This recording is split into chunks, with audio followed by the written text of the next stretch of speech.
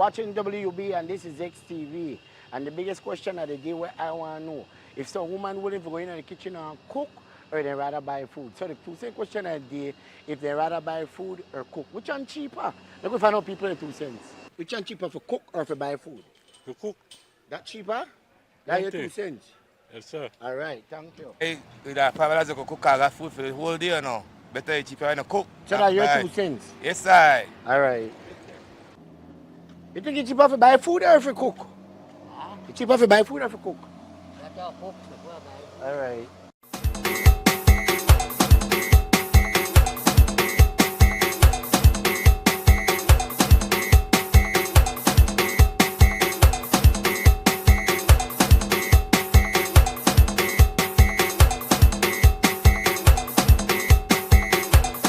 Tired of replacing light bulbs? LEDs are what you need. LEDs last up to 30,000 hours. That's 30 times longer than incandescent bulbs, and up to 8 times longer than compact fluorescents. So less changing and less trash. Planet Earth thanks you. And the LED experts at Brothers Habet and Habet will help you find the best LED solution with colors for every room and mood, starting as low as $6.95. You can even get LED strips for home, office, and industrial use. So say goodbye to fluorescent tubes forever. And because they use up to 90% less energy, you save money. Money you can spend on other things. So head to Brothers Habet or Habet today. You can also call, email, or Facebook us. Have a brilliant day. En Atlantic Bank, tu comodidad es nuestra prioridad. Nuestro centro de contacto está diseñado para mejorar tu experiencia bancaria. Con una amplia gama de opciones de servicio al cliente, ahorras tiempo y esfuerzo. Puedes llamar fácilmente para bloquear o desbloquear tus tarjetas de débito y crédito, realizar consultas de cuentas y acceder a información detallada de tus tarjetas. Ya sea que necesites asistencia con la banca en línea, apoyo para comercios o consultas generales, nuestro equipo está listo para ayudarte. Para mayor comodidad, si todos los operadores están ocupados, puedes dejar tu número y un operador te devolverá la llamada lo antes posible para asegurarse de que recibas el apoyo que necesitas. Para mayor seguridad, es posible que necesitemos verificar tu identidad con un conjunto de preguntas sencillas. Recuerda, Atlantic Bank nunca solicitará tu nombre de tu usuario ni contraseña de Atlantic Online por llamada telefónica, mensaje de texto o correo electrónico, asegurando que tu información personal permanezca segura y protegida. Nuestro equipo de apoyo está disponible de lunes a viernes, de 8 a.m. a 6 p.m. en inglés y en español. Simplemente marca al 223-1212. Esta es la línea dedicada para nuestro centro de contacto. Atlantic Bank se compromete a brindarte un servicio excepcional y las herramientas que necesitas para administrar tus finanzas de manera conveniente y segura. Aprovecha al máximo nuestro servicio del centro de contacto. Atlantic Bank, building the future together.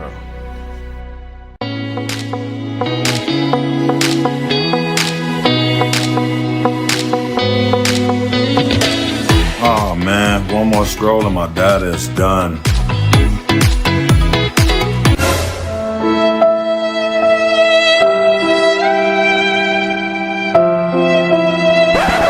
Wait, who said anything about running out?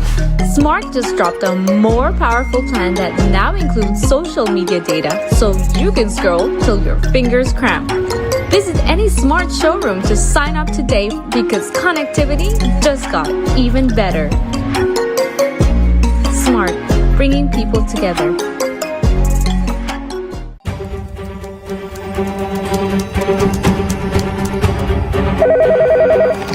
Sir, your item is ready for viewing.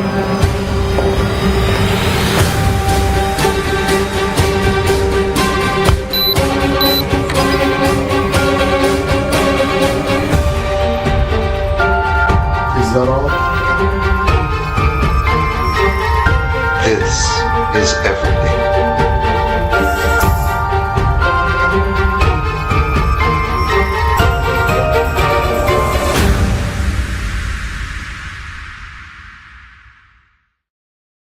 Belize introduced its new electronic passport in 2022 through the launch of the Electronic Passport Issuance and Control System, EPICS.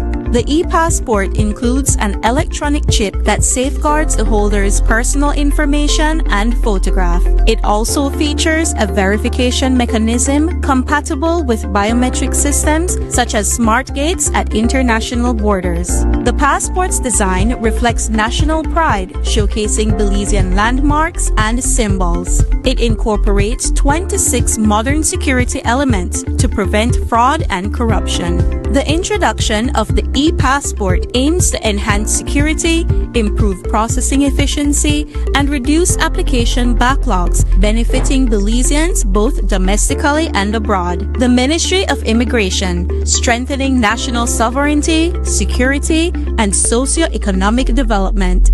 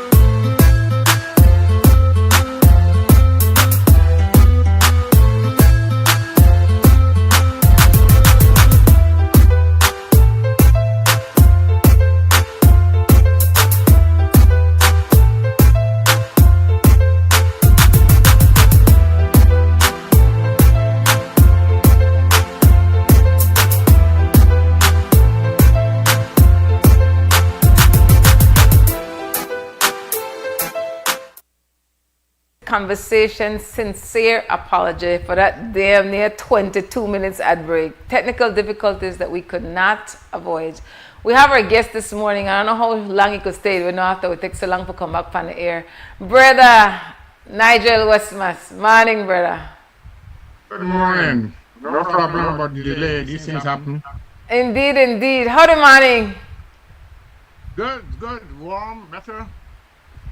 Give thanks. What did you do on African Emancipation People's Day? What did you do? I was up in New York City itself, so I just tried to avoid the sun. And I did some writing, but nothing much, no. But back home, there's a lot of stuff going on. Yes, I noticed you had an article dated the 3rd of August, The Legacy of Emancipation, Some Historical Barriers to African Guyanese Advancement in the Staybrook Weekend Online Edition.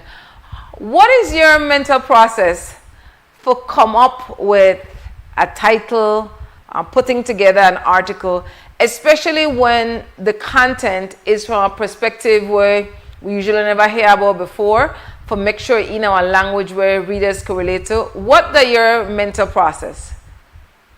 That's a great question.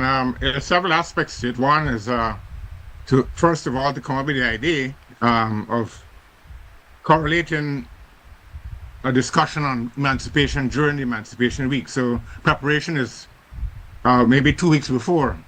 Then you gather material relevant to it. You update yourself on the what's going on in the country itself, but also the region.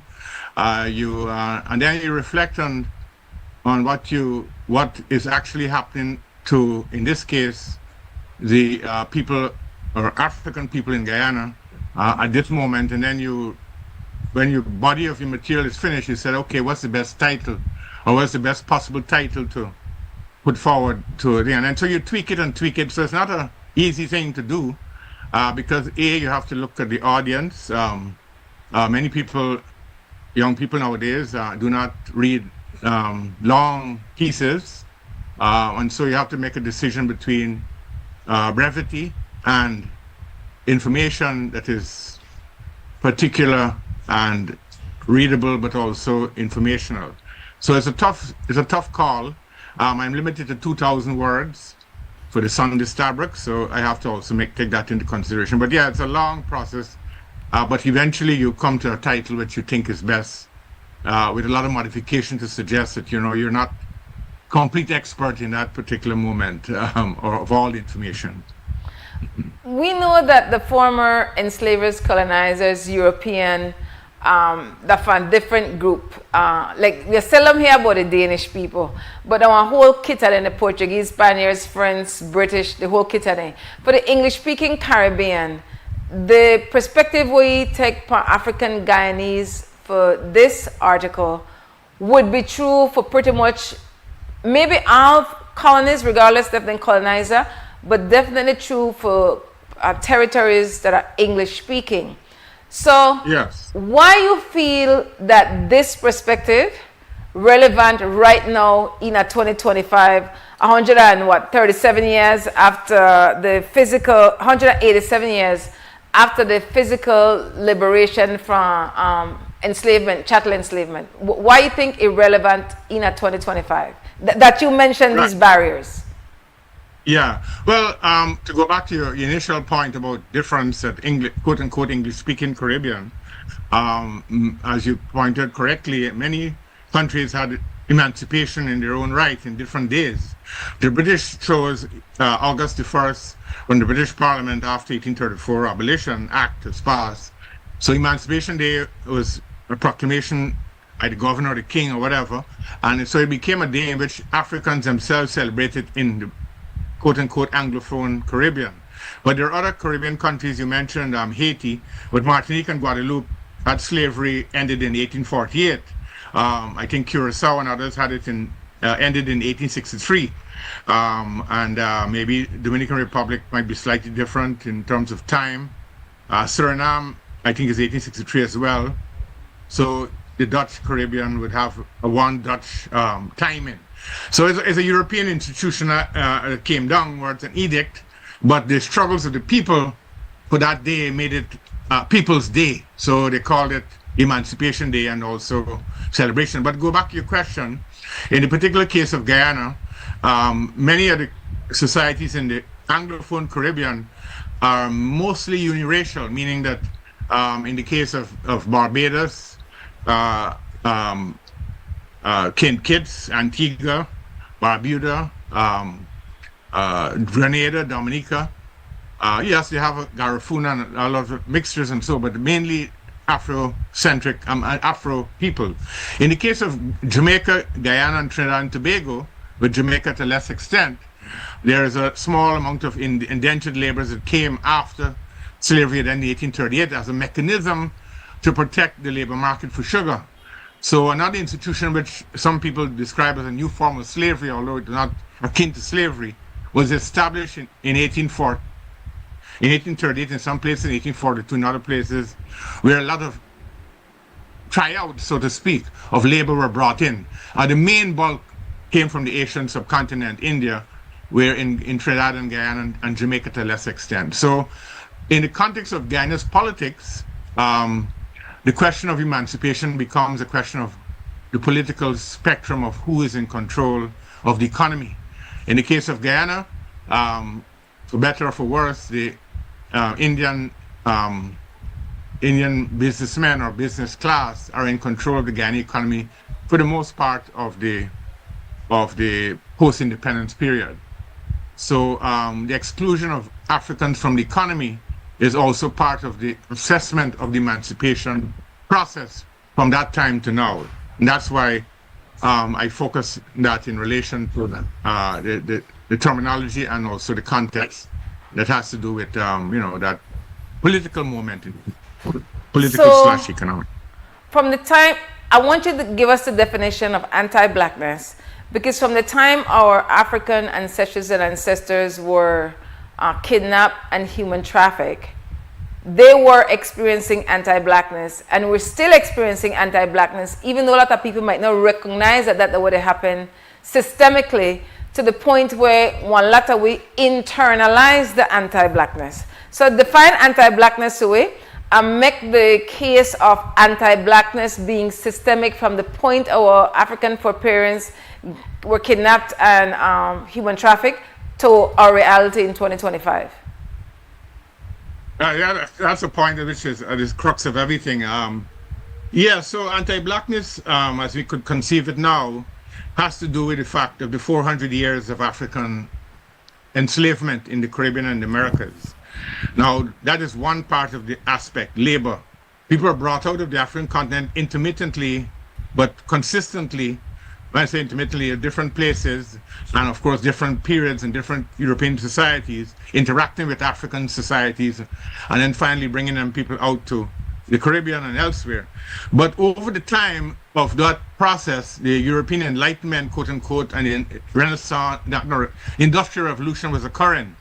So any society that is in bringing people with their political ideology, bringing people into, and the people happen to be black, they develop a certain kind of consistency of argument of why they're enslaving what look, quote unquote, for them looks to be human people.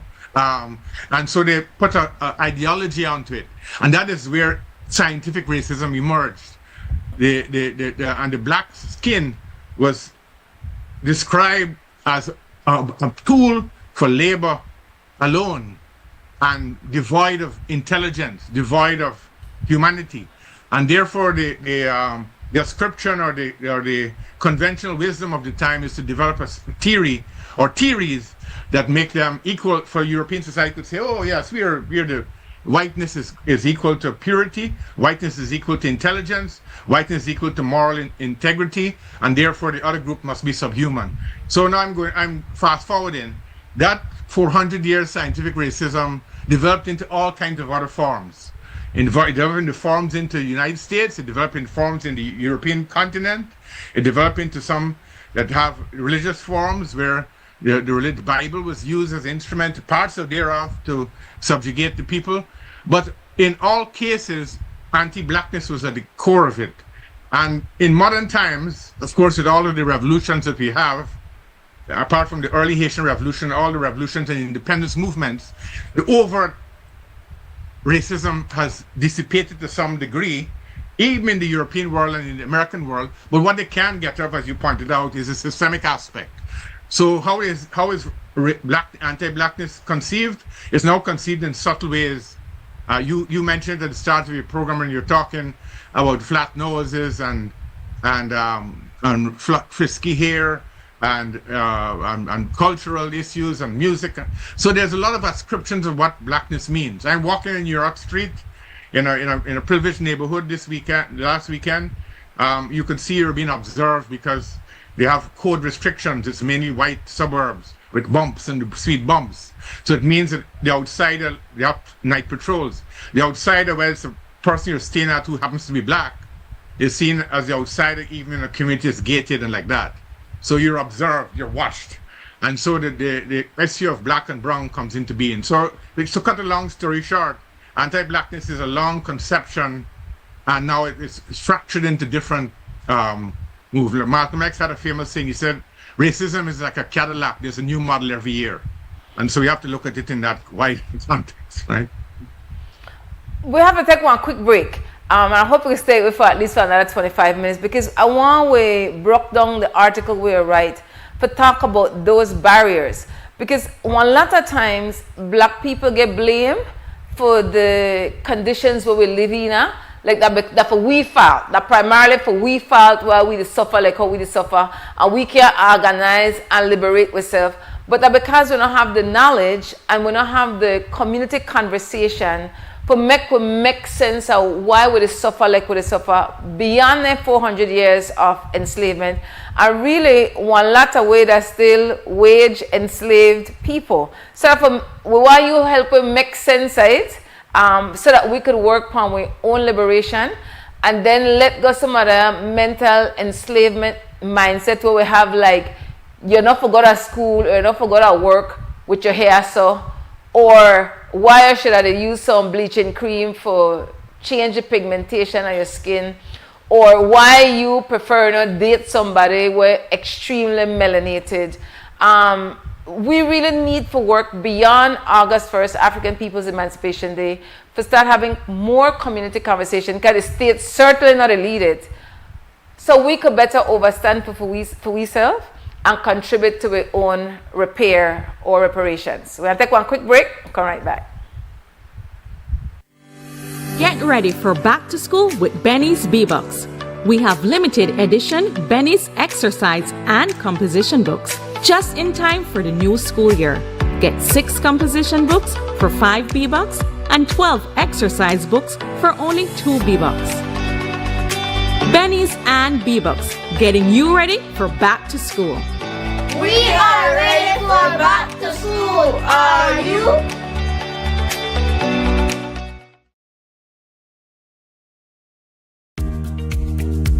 Here's how to access your contribution history on the My Social Security portal. First, go to your browser and type ssbportal.org.bz. Enter your email and password, then click Log In. Once logged in, you'll see your full portal account on the screen. On the left-hand side, you'll notice a drop-down menu for added features. Click on History. Choose Contributions. Read the disclaimer, then click Continue. You'll now see a full window displaying your contribution history. In the table, each row represents a different year. For example, let's look at the year 2024. Click on the row and a detailed breakdown will appear. This breakdown includes your employer's name, your earnings for each month and week, contribution type, the amounts paid, and that's how you can explore the new contribution feature on the My Social Security portal. It's quick, easy, and keeps your Social Security information right at your fingertips. Create your account today. Whether you are a busy person or stuck in traffic or having an adverse or very demanding circumstance, tension builds up, causing you to be stressed out. Stress attacks everyone, anytime, any age. And stress is a killer. Palm City? It's best to be alive than dead. So visit Freetown Drugstore to get options to relieve stress and to relax your mind. This time, what can I do for you today? I'm so stressed out. Okay, I'm saying I help you right now. When I this daily, for 10 days, I am good after that, okay? Okay. Freetown Drugstore, 28 Freetown Road, where you are better off alive than dead. Freetown Drugstore, telephone 223-2876. Planning a trip to Belize? Here's how to complete your I Declare Arrival form in 5 easy steps. Step 1. Visit belizetravel.immigration.gov.bz. Step 2. Select the appropriate forms for arrivals. Choose Arriving to Belize. Step 3. Provide your origin trip details, including your departure airport and country of residence. Step 4.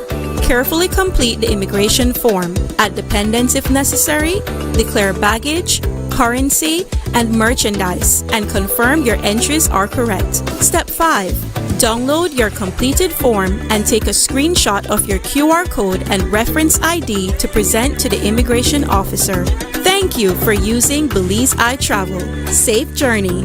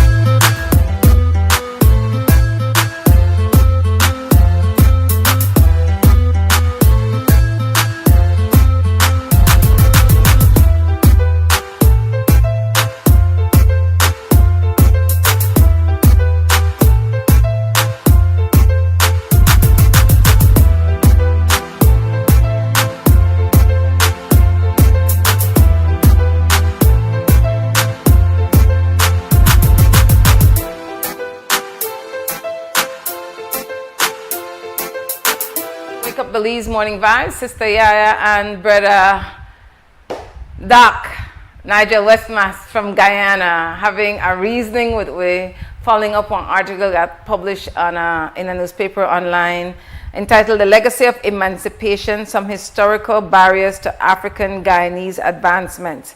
And so, understanding that emancipation is a process, we're not free. What are some barriers that you cited in that article that African Guyanese they live with, and by extension, other African people in the Anglophile Caribbean? Yes, well, there are two the old version of restrictions and the modern versions. In the old times, us after emancipation, in Guyana specifically, I'm speaking now, there was a rise of what's called the Free Village movement, which surprised the planter class because these people did what is called box hand, which is a prevalent trend in Africa, brought down probably by oral history, or it's called Cobsol in Haiti, where they collect savings and then they pool it together and they share it with each other in development, and then they come back to the next person. Very complicated, but also very efficient. And so they developed a village movement, a free village movement. But from the onset of emancipation, there were a lot of restrictions placed on Africans in Guyana, largely because they wanted to corral their labor, but also to corral their independence. So, for example, poll taxes were instituted on Africans who tried to get into provision grounds or to try to establish contractual relations with planters in a restricted area. They would not get any land. So there are a number of barriers that were instituted by the colonial class. Now the other groups were not given any extra special treatment, for example, the indentured, but they did find ways of putting barriers between the groups. And the groups, of course, sociologically and racially had differences as well. So the African was at the bottom of the ladder. So in Guyana, for example, you had rebellions of Africans against, for example, Portuguese shopkeepers who were given more licenses because of their white skin, as against Africans who tried and who had the skills to open up gold shops or whatever. And so you had a rebellion in 1856, and then you had another one in 1889 called the Cent Bread Riot, where the Africans rebelled and broke down the Portuguese shops. Now the Portuguese were, in some cases, victims of that, but the fact was that they were facilitated by the ruling planter class because of the color of their skin and because of their incipient capital that came in. So that was kind of the restrictions I'm talking about historically. There are many others, of course, but Africans, it's a question of resistance and accommodation, as Walter Rodney put it. You broke through in certain areas. For example, education. Africans in the 19th century all the way to 20th century became educators. And so it's a very limited salary, but they broke through in terms of teaching their own and teaching about society and things like that. So fast forward into the 20th century, so even in the colonial period, then into the independence period, you found that demographics of the economy was against Africans. And this includes African governments who were in power, did not expand the ability of Africans to gain economic status in society. Very complex things. It's not an overt, deliberate thing. There's just an internalized racism, as you mentioned. Oh, so the Chinese going to do the cook shops, the other people going to do this, and so the business class were largely Indian, Portuguese, and other groups that came in, white, small whites. So that process continued into the current period of time. So now Dr. Clive Thomas, the professor economic emeritus in Guyana, he did a lot of work on the poor and the powerless and the state of the African Guyanese in the economy, and you find that they have access to only about 10% of the economy as of current, right? And in that context, I wrote Emancipation as a Process into the Present, not just the past. So showing the demographics of where the exclusion is of African Guyanese. Now the internalized racism comes even within African groups who say we're not good for nothing. And we always getting robbed, and we always robbing, and we're not doing things. We only got the cake shop at the corner, we ain't getting the thing like how the Chinese got the shops all over Guyana now. or the Indian business class who have control of the banking system. We don't have that. So they internalized and they said, okay, we are a doomed race in that context. So you have all of these conflicting and also repressive things coming at you. And so it creates a psychological climate where the African is still not in control of his or her life. I really had great value for the piece because you touched upon a number of things where I know about, but I never made make connections the way you did in this article. And one of the things that trauma and the impact of trauma from the time you were kidnapped, human trafficked, how trauma may or may not show up in somebody's life. And with all that, our people still resisted, still resilient, still have hope, whether it's documented, taught in the schools or not. And that's why there are community conversations. Having the author on a piece like this and the sister went on command Sunday past Sunday review, so important because they're the moments of knowledge sharing and moments of repairing or reparations, which reparations is more than financial.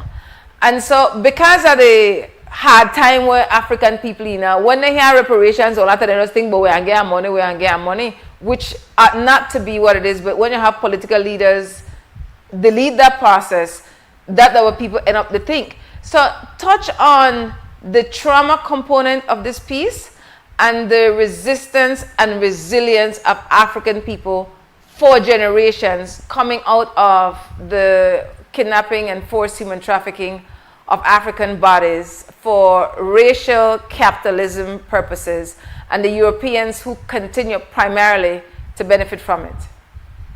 Yeah, well, of course, the question of intergenerational trauma is a very complex issue. It's very hard to go into quote-unquote scientifically prove it in a way in which you go into a laboratory, because as you know, trauma is a very complex issue, whether it's, for example, the question of modern beating of children, whether or not of parents beating of children is now celebrated in the region, in some parts of the region, where they say if you don't beat the child, you spoil the rod. If you don't spoil the rod, spare the rod and spoil the child. And that if you don't beat children, they won't grow up as good adults. But there's a lot of trauma and studies have found, scientific studies have found that those male victims or even female victims who have been beaten when they're a child end up going back to beating their spouses or beating their children again. So a cycle is considered. Now that's in the moment, in the sense of a generation, one lifetime.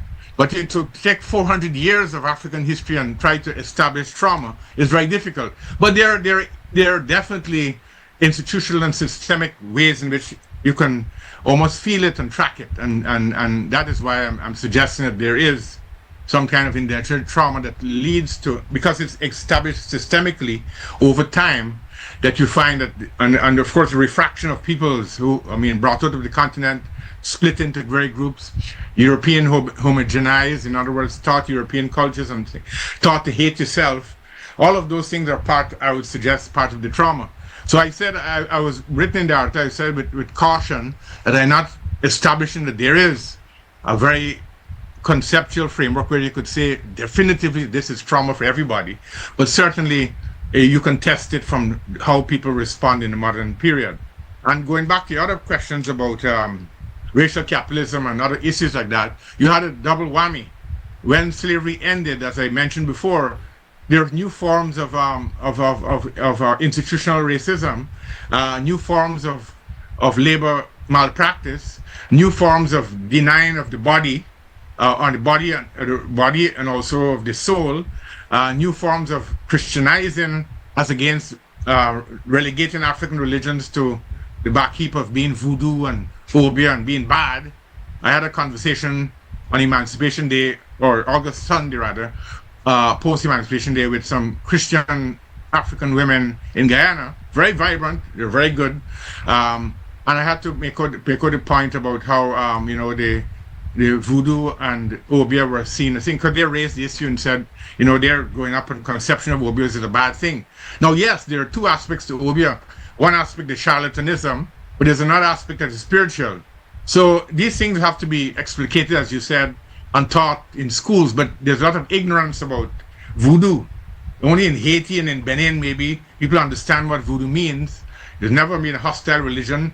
It never killed people on the scale of Christianity or Islam or Hinduism. It never completely dominated any people. It was very private in a certain way. So to make voodoo into a bad thing, along with Haiti in a crisis, is a part of the problem I'm saying about internalized self-hate.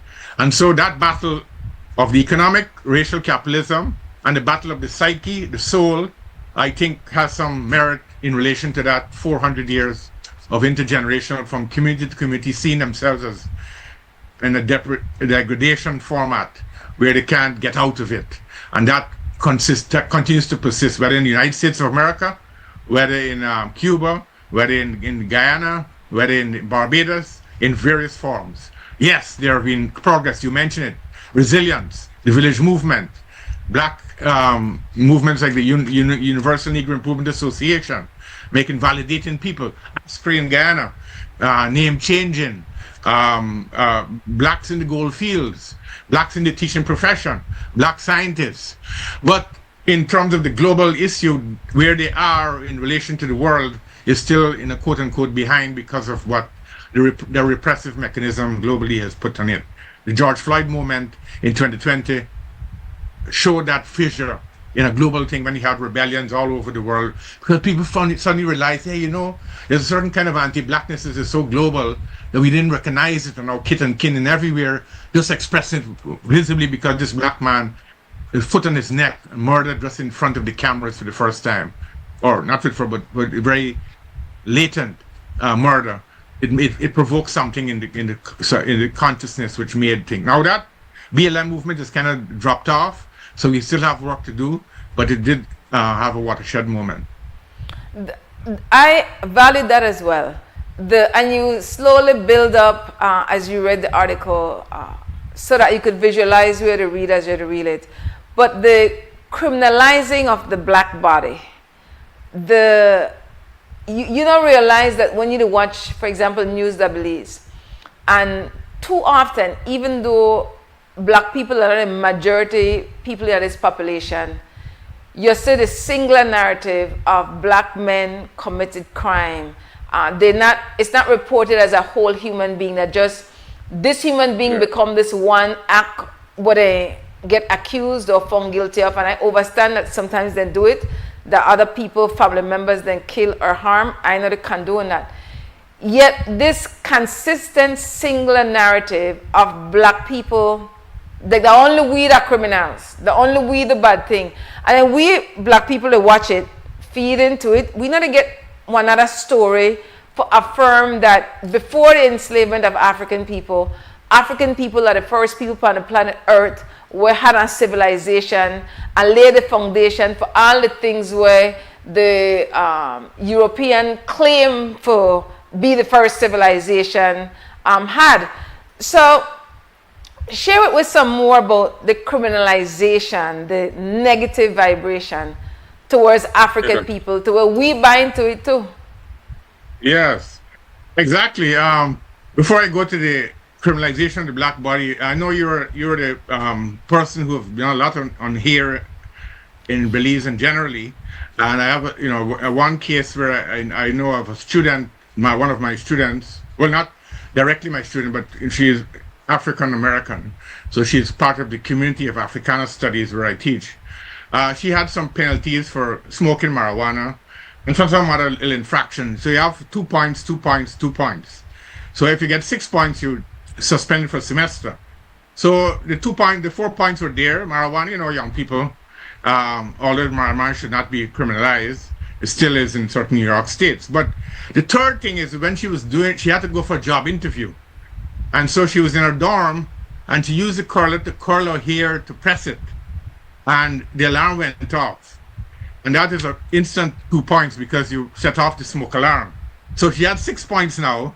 And so we pleaded the case, and it's because, she's frantic. You want to go, and because of the black hair, she wanted to perm her hair to the point where she gets the job. So now the 6 points are there. She was suspended for maybe even in spite of her begging. So that's a dramatic example in my field of how how this thing is pervasive, right? And then you talk about the criminalization of the black body. Every time you look on the news, you see a person haggard, usually as a poor white, but also black men, whether they're in suit and tie or whether they have normal clothes, they're seen as right away as guilty. So you find there's an innocence project run by I forget his name now in America, where for the last decade, scores of people have been released from prison because they're wrongly incarcerated for murder, for crime, other crimes, rape, whatever. They're found by DNA that they were wrong, and even with DNA they couldn't get them out. So they're now coming out 36 years after, a free man, but the burden of that, both the psychological thing of being convicted and the locking away from society, from the meeting their kids or whatever, is so inhumane. And it also has to do with the image of the black. And the major percentage of those who were given freedom in innocent product are black men and women, right? So that is quite clear example. Now coming down to the Caribbean, the same thing applies. In my own country, the instinctive thing is that, I from friends who, when it comes 7 o'clock meet, you got to get off the road. But they're not getting off the road because of any of the other communities. They're getting off the road because they fear the African will get you and rob you or something like that, right? So those things are very pervasive in the region. As you said, it implodes inside because you yourself continue to hold on to say, I'm fearful of the black male himself because the news is so prevalent, it got to be true. And so they take away the demographics. In America, for example, they take away the demographics of white crime is very higher. They take away the demographics of a smaller population of blacks, but the wholesale image of blacks on the screen suggests that they are the criminal class. And so that thing persists, and that's why I mentioned the anti-blackness aspect at the start of the article, because it persists in so many forms. It also persists in the forms of childbirth. You mentioned melanin. This lighter skin always gets a pat from the granny. He or she is black, but she internalizes that and say, she can get progress in life because she has a little bit of lightness in the skin, you know? So those things are very, very hurtful, and they continue to persist in among black populations around the world, whether in India, with the Dalits and the Siddhis, or whether in South Africa, even though South Africa has had freedom from apartheid, there still is an apartheid in the economic sense. And then you come to the question of the Caribbean, you have the ethnic differences between groups and which group controls the economy. And in America, you have, of course, the renegotiation of Jim Crow into a more subtle form in American, redistricting of black lives, crushing black power movements, and the consistent pattern of people calling in when you call in to get a housing contract and they hear your voice, your accent, they know you're black, the percentage of you getting it lowers. Or the consistent thing of black women going to the doctor and complain that the doctors see them as having a higher threshold of pain than white women. That is the kind of pattern that continues to persist. Last question before you go. We really thank you. I know you're busy, that you make time for sharing and teaching this morning. I'm good. What would be your practical guidance to people, especially African people racialized as black people, within this August 1st, 2025, African People Emancipation Day, and next August 1st, 2026, African People Emancipation Day? What are some practical guidance you'd offer for ensure that from one August 1st to the next August 1st, then are those 364 days and then the holiday again? What are some practical guidance you'd offer to black people in the Caribbean region? Right, on the program I mentioned when I spoke to a black female Christian group, I mentioned to them that emancipation should be every day, and that in some cases the accentuation or the highlighting of that particular day, in some cases defrauds us of a persistent educational process, and we only relax on Emancipation Day because you build up for it, but you don't deal with it every day. So I think your question is in the right direction. Of how you can deal with the question of understanding that emancipation is not just a day where other groups will come in and say, we wearing the shiki too, and we celebrate with you, but then the next day you go back to the banking system, you go back to the carpooling, you go back to the education system, you go back to the thing, and you find there's a differentiation between the powers of the African in relation to other groups. And again, I'm not saying that other groups are at fault necessarily. I'm just saying that the negotiation of that Emancipation Day ignores the everyday afterwards. So yes, so if you're having the 2026, I would suggest that education is a key aspect of it. Look at our history. We have now a lot of social media platforms, TikTok, Instagram. I see a lot more education going on now, surprisingly, about blackness and things like that. So that's good. That's a trend. Although there's also some, of course, negative aspects of that as well. But that is one aspect. I'd also urge that we be political in the sense, I'm not saying overtly party political, but political in the sense that we advocate for economic justice or equality for African people, wherever it is in Belize, Guyana, Barbados, everywhere, in terms of their state in the economy and the world system. And then thirdly, I'd also historicize the issue in terms of where we are, where we came from and where we are now, but also use examples of movements in Africa and elsewhere that have, albeit briefly, stimulated political action on behalf of people, whether Amilcar Cabral or now the current guy Traoré in Guinea, Burkina Faso, and others who have shown that you can do things in relatively quick time to help people. And Traoré has done some amazing things in the short period of time. There are things that happen in Guyana in the village, the cooperative movement and other things which helped people or black people to come out of poverty in some areas, but there's not been consistent and ongoing. So, and then of course you have to fight the counter argument that the only way for black salvation is to go into a system, subjugate your independence and become what's called multiracial, in the sense of you subsuming your Africanness, support some other group which is not really supporting your initiative historically. And that is a danger that is happening around, whether it's in Ecuador or in Bolivia, the co-optation of black groups to stem them from rebelling against the system. And that is ongoing. So there are a lot of issues to deal with for 2026. Big thanks, brother. Dr. Nigel Westmer, scholar, activist. The way you teach the Hunter University or Hunter College, the way you teach? Not Hunter, Hamilton. Hamilton, sorry, Hamilton. Hamilton College, yeah. What do you teach? Oh, I teach Blackness Across Diaspora, Global Race and Sports, Caribbean Carnival, Haiti in the Caribbean, another Black Diaspora course, and others too. Oh yes, Global Black Rebellion. So all of them are Afrocentric, all of them are diasporic in scope, and global in scope, and all of them deal with the black condition, whether in sports or in the everyday life. Big thanks, Brother Doc. Enjoy the rest of your day. Only the people and save the people. Thank you for having me as usual. Take care. Respect. Great time.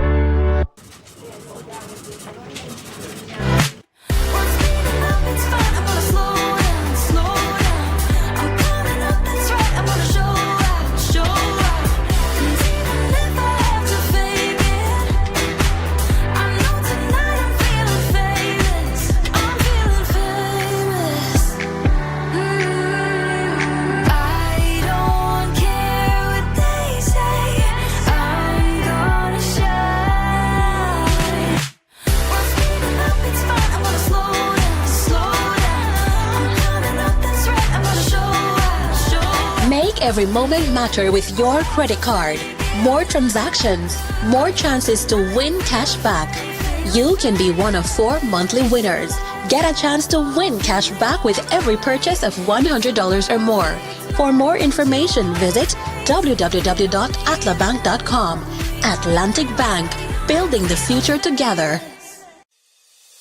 Nando's Wholesale is your market leader in Belize's wholesale industry when it comes to high-quality products at the most reasonable and competitive prices. With over 40 years in the wholesale business, Nando's Wholesale embraces the partnership of the hotel industry in Belize by providing world-renowned brands in wines, seasonings, condiments, and cleaners in industrial sizes, as well as small and large kitchen appliances and equipment. Nando's also takes pride in providing one of the quietest and most durable air conditioning systems in Belize with technical support and spare parts. Nando's Wholesale. Professional, reliable, effective, and prompt. Nando's Wholesale always delivers. Visit us at www.nandos.bz or send an email to nandos@nandos.bz. Or, even better yet, give us a call today at 222-500 or 280-8080 to speak to one of our sales representatives today.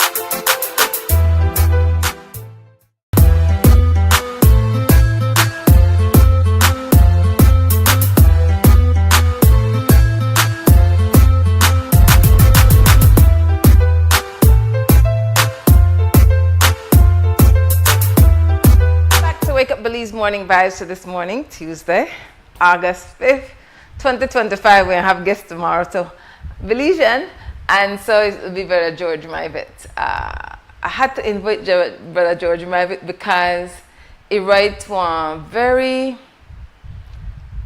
I don't like use the word interesting because sometimes I feel like we overuse the word. So I say thought-provoking piece on Facebook about Emancipation Day. And then he got further yet. He wrote one poem about me, Emancipation Day. That was very different. And I appreciate being, again, out of the face, but I work on behalf of African people racialized as Black people. And one baton will get passed to me. So in that way, I'm unique because people before me been to this work, whether Belizean know about it, whether they teach it formally in our classrooms or they don't teach it. People have one record, one history of resisting, of winning, of struggling, of sacrificing to make we African people, racialized as Black people, still there. So I tell our Brother George, you have to come talk to me. I definitely have to give respect for acknowledging the work that I lead, but definitely it's a collective of people. We, especially couldn't there for as long as we there, without community support. So I really want only the people could save the people moment. Big thanks to Brother Nigel Westmaster. The phone number 280-5848, 280-5848, and I always welcome the opportunity for talk to primarily African people racialized as Black people globally. And then you have other people who not identify as African people, but definitely are genuine allies or advocate for the interests of some people that use the word social justice for humanity, whether they look for a particular group of people, but then they look for human beings on the planet and justice for those human beings. Yesterday, I'm going to forget for hail up. Me and Brother Goshchan gone to Alton House Saturday. And then I saw sisters out there where sell arts and other things where they make. But I have to hail up Sister Beverly.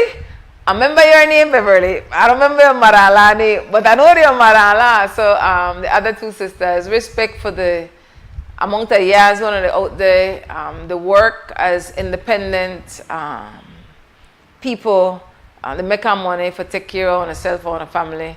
And see what I tell you, I just love black people. So Beverly, mother-in-law says, Sister YaYa, I got last year, when UEF hosted 2 academic researchers in the country. And they say, as I get out of the car, we hear your voice, we know that Sister YaYa call. It say, Sister YaYa, when I go on the Saturday, it says, Sister YaYa, they full of mosquito. And they give me some apple spray. And in a small acts of kindness where you feel the humanity of people, you feel the tenderness of people. I mean, there's no price you could put on that for people genuinely look out for you. And now we are like for a lot of we that believes. Now, you don't get for certain stories, they don't hear about them things, especially when it comes to black people. As Brother Nigel shared, you know, and different people have different positions on the trauma that some people are born, it's called intergenerational trauma. It could be scientifically measured. Again, you have different positions on it. And so even with the trauma that you're born with, you still have moments of joy, moments of kindness, moments of laughter. All African people racialized as black people are not the same experience you have. You have different experience depending upon when you're born, who are the people who raised you, the environment where you're raised in, over a period of time. But Brother Nigel touched upon something. Remember the phone number at 280-5848, 280-5848. I want to ask this question, make it call in, and I'll ask you again tomorrow. I hope say I hear something different because I tend to hear the same thing anytime I ask the question. But if you no call in between now and 9 o'clock, I still have one other ad break. I ask you before no call in. Pause and think about what I want to ask you. And see if you have one different understanding of it, one different perspective of it. And I know they ask you for call for agree with you or disagree with you. I ask you for find out if you have one different understanding of it, if you could see why you might not agree with it. And I have to do with beating children. Now, one lot away, generations away, beat with children. And generations away, use the Bible as the justification. I want to hear me good. Christianity, that may one primary tool for enslaved African people. And still is. Especially when it comes to a mental enslavement. Now, that may be hard for someone to hear. But when you ask yourself, what research you do, independently at a book. You can't read one book and then that's the only thing. If you only read the Bible, nobody call me. You have to show that you do research. You look for different understanding. You open to hear something different from what you may believe that true. You see how for some people they may believe Santare, and when they may believe it, they may believe it. And then when I find out that no goes like hell, the people that were responsible for giving me values, for being one good human being, they lie to me all this time. I know to me, I call now. Morning, thanks for call. Talk to me. Yes, good morning. Morning. I'm just saying, I don't understand why is it that a lot of people, you got certain people in the party, in the people in the party who get parcels of land. And because Boots say one piece of land, you don't believe them. This one there where the land hagger believes, we got so much land, get this 150 acres, how much? The man supposed to go into like 1 million acres of land out, I believe. That's how he get rich. He let that man go quick, rich one now. You understand? But Boots, and they try to fight Boots to get back one piece of land. Boots are what believes and they have kids, they have, you know, why Boots? Why not him? Zabane, you want the whole believes. Take back some land for him. Or some money, something. Sister, I can't answer a question, but I do hear the point that land distribution, that was unfair process and has been for generations. So I hear that point. And people have called in, talked privately, publicly. Owning land is a right.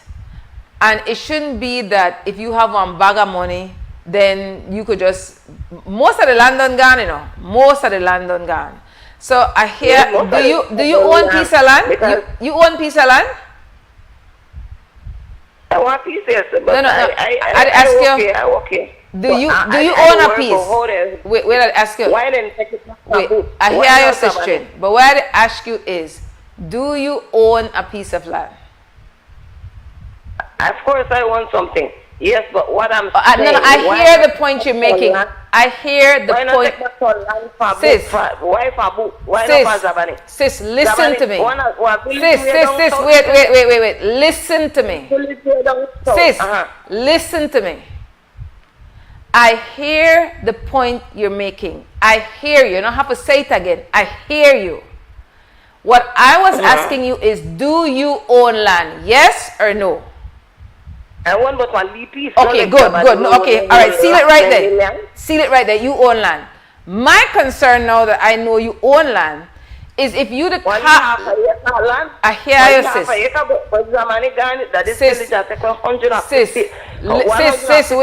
you're gone, sis, you're gone. Listen to me, sis, listen to me.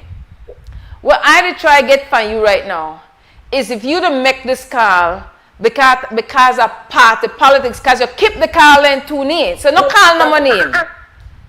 No, don't take that. Don't take nothing. Okay. Because the people that come across the border and get land and Belizean still not get. They come across the border and they give parcels and parcels of land. Fair enough. They do farming. Who knows if they do farming? Who knows if they do any farming? How they could get down and just come in? For me, grandma, grandpa, all and they never, you know, people, granny, grandpa, mama, everybody no get land. So Zabani got all the land I believe, too much land he no get. I know he not king. Sis, he rich. Sis, you don't have to call them people. Please, you don't have to call them people name anymore. Stop calling me. What I said to you is, this not unique to that family. You have a number of families that believes we have large parcels of land. I had the numbers. I have to go look for the numbers. I will come with the numbers tomorrow for you. Your point valid. It's okay if they believe them, but the whole they want to come across the border and get the whole big parcel. Sis, I agree with you. It's wrong. Other than complain about it, what we could do? I tell you, because they want to get 10 this one. You remember the land when they sell water? Is it $10 at the border or something? Yes, so someone who can down there or somebody?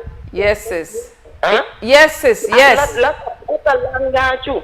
But because, no, I don't require for politics. I require because our black man. Boots our black man. Why do you want to take it away for boots? Why don't you take it away for so many people across the border? I hear you, sis. I don't got the answer.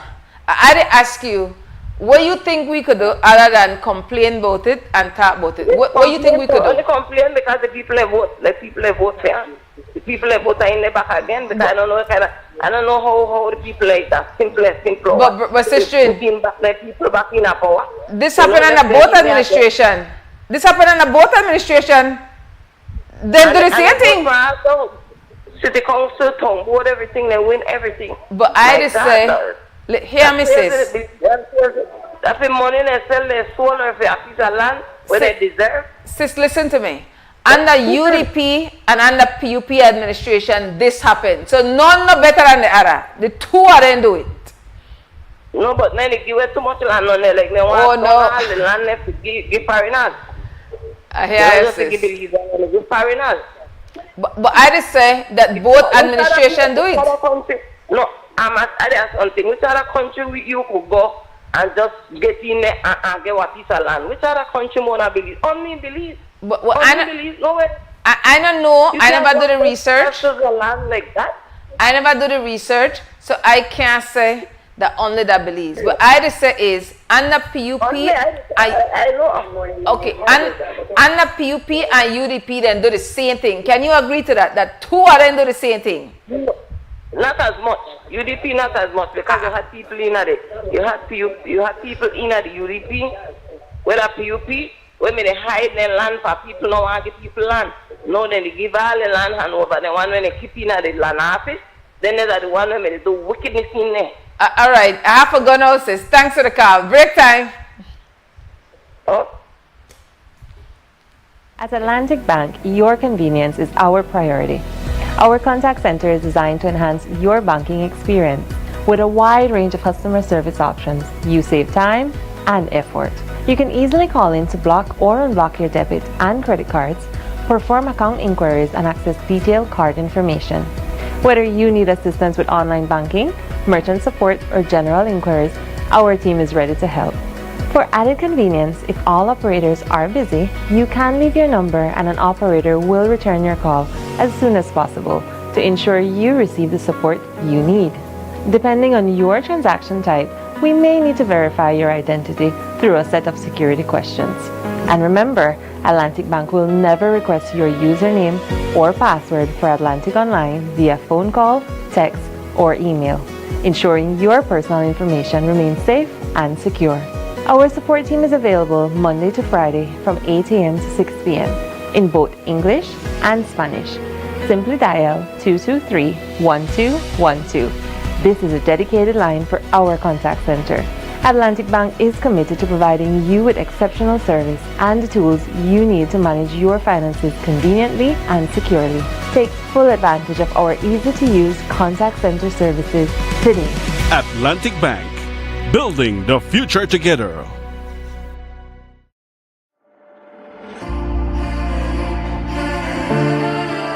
Use B-Bucks to purchase items at any Benny's location. Spend B-Bucks on items in-store after you have earned them. You can give or transfer B-Bucks to another B-Bucks member or registered charity. To learn more, visit our website at www.bbucks.bz. Remember, loyalty is always rewarding with B-Bucks. Brought to you by Benny's. Quality and savings. Here's how to access your contribution history on the My Social Security portal. First, go to your browser and type ssbportal.org.bz. Enter your email and password, then click Log In. Once logged in, you'll see your full portal account on the screen. On the left-hand side, you'll notice a drop-down menu for added features. Click on History. Choose Contributions. Read the disclaimer, then click Continue. You'll now see a full window displaying your contribution history. In the table, each row represents a different year. For example, let's look at the year 2024. Click on the row and a detailed breakdown will appear. This breakdown includes your employer's name, your earnings for each month and week, contribution type, the amounts paid, and that's how you can explore the new contribution feature on the My Social Security portal. It's quick, easy, and keeps your Social Security information right at your fingertips. Create your account today.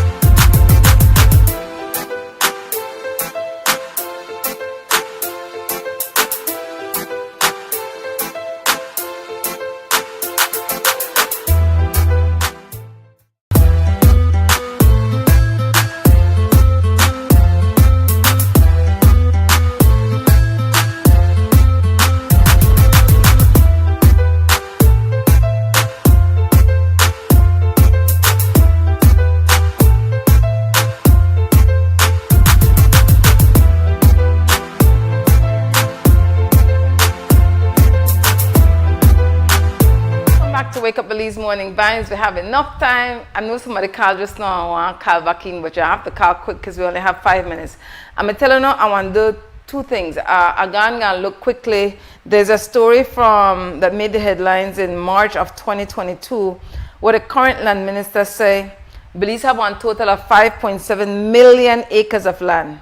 Of that 5.7 million, 3.2 million acres is owned by 464 persons or companies, with 82% of all privately owned land. Now, on a picture that 5.7 million acres of land in the whole country, 3.2 million owned privately by persons or companies. One total of 464 persons or companies own 82% of all privately owned land in Belize. And then I'm telling you about when the enslavement of African people that in the English-speaking or Anglophile Caribbean, that the cost for an enslaved person, Belize charged the highest. So in looking at colonialism and resistance in Belize, essays in historical sociology by O. Nigel Boland on page 68, and that would be for the chapter, but 1 second. Good morning, caller, go ahead. Make it quick, because you only got like 2 minutes. When you're talking about disbursement of land and the owners that own most of the majority of the population of what you're talking about, everything, you can look at down south, for example, or my family, or the Zabanese, or the Sharp, or the Bowmans, it's massive land because they have a plan for the country. Citrus, you did a Chiquita bananas for boy Johnny Zabani, Domine, Louis Zabani, Pa Eugene. All that is mass production of land because it's being used for Belize, not just being sit there. If you get an acre of land for a minority, or take a citizen to the bank to get a loan for something, they might not have enough money to afford an acre, while others could spend a lot of money on acres of land. So back in the 70s, or George Price Day, they was giving away the land way back in those days to people who had a plan or a syllabus or portfolio in order to have that land. So sometimes you got to be careful about the land, because the land is being used the right way by these majority owners, especially the citrus company down south. You need a company down south with a lot of land to have production of citrus in order to grasp the production of these oranges. Right? That's all I got to say. All right, brother. Thanks for the call. Yes, I am. All the double soap farmers, pick up on the soap and all these, my friends. Peace. One love, brother. Guidance. I can't take no more calls. I just want to say this quickly, and I have to lock off. And so on page 68 to say, when the value, and I mean to say enslaved, when the value of the enslaved in the settlement was assessed in 1835, it estimated for be £230,000, $840, or about 120 pounds per enslaved person. And the portion at a 20 million pounds of compensation money will get set aside for the enslavers in Belize that made $101,958.19.17.5, I guess it would be. The rate of compensation per enslaved in Belize was 53 pounds, 6.95 pence higher than any British colony. So that's why we need to learn our own stories. And when we talk about reparations, you cannot make decisions without knowing what happened in the past. And you cannot start to negotiate for repairing a harm when the harm continues.